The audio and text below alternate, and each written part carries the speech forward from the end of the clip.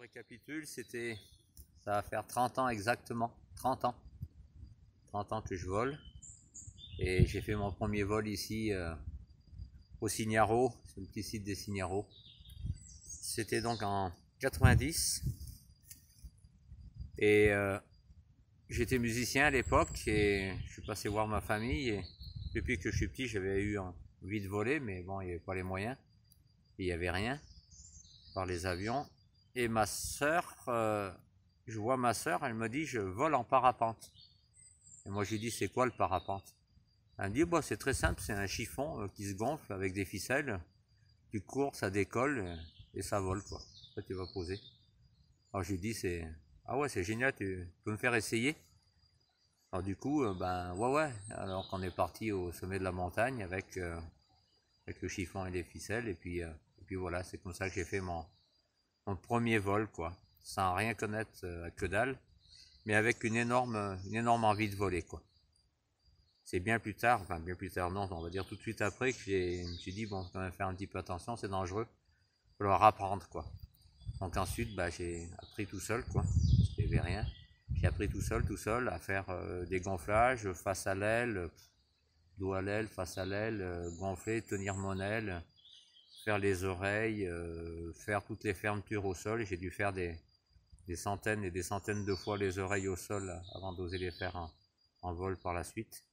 Les fermetures, les décrochages, tout ce qu'on apprenait par la suite, j'ai tout appris tout seul sur de la pente-école par la suite quoi. Le premier vol, je l'ai fait à l'arrache complètement comme ça parce que j'avais envie de voler quoi. Pour faire voir, en 1990, mon premier vol, décollé de là-haut, bien la pointe là-haut, donc le sommet, pas le sommet du Snépi, mais là c'est de la pente-école. Donc mon vol consistait à décoller de là-haut, boum, et venir poser juste là dans le trou là. C'est un copain, Jean-Marc Barnola, qui était là avec ma frangine. Il n'y avait pas de radio, donc il nous faisait des signes en l'air. Moi je comprenais pas tout, donc j'ai décollé, j'ai fait 1 heure de pente-école avant de décoller. J'avais jamais vu un parapente de ma vie. Et en l'air, je savais même pas que les commandes ça servait à tourner à droite et à gauche. Donc j'étais en l'air et alors j'ai fait gaffe que j'ai pris un peu peur parce que j'arrivais très haut en dessus. Et j'ai eu peur du câble de tension qui est dessous là. Donc voilà, j'étais en dessus, donc je me suis dit 400 000 volts ça va faire mal aux dents. Alors du coup je me suis éloigné, j'étais posé là-bas au fond, à ras dans les buissons qui sont là-bas au fond. L'aile c'était une Asterion 820, cette caisson.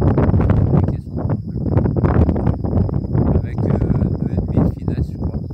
Le problème c'est que c'était en plein printemps et ça fumait à plein pot.